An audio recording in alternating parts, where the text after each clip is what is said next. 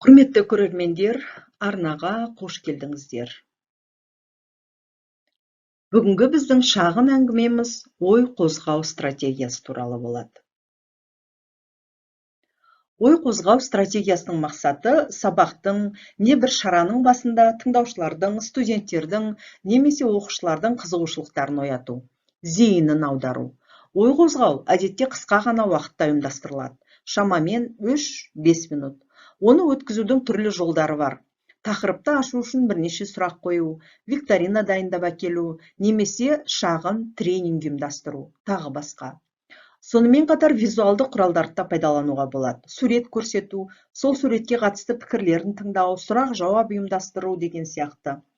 Визуалды құрал ретінде тақырыпқа қатысты түрлі видеоматериалдарды да қолдануға болады. Кинодан үзінді көрсету, арнайы түсірілген шағын видеоны көрсету, тағы басқа. Ой қозғау стратегиясының қолданысына байланысты болашақта тағы да материалдар дайындаймын. Қазір сіздердің назарларыңызға Алматы облысы, Қапшағай қаласы, нөмірі 4-ші орта мектебі тарих пәнінің мұғалімі Жаңғарашева Ақмаралдың курс кезіндегі коучинг басталар алдында ой қозғау мақсатында жүргізген тренингінен үзінді ұсынамын. Бала құламаға келеді. Қолында көбелегі бар. Сөйтіп құламадан кеп сұрайды. Мына менің қолымдағы көбелек тірі ме, әлде өлі ме дейді.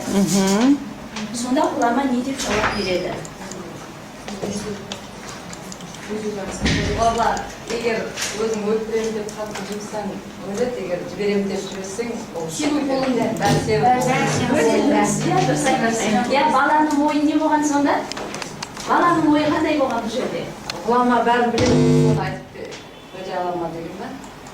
Баланың ойы қандай болған сол кезде? Баланың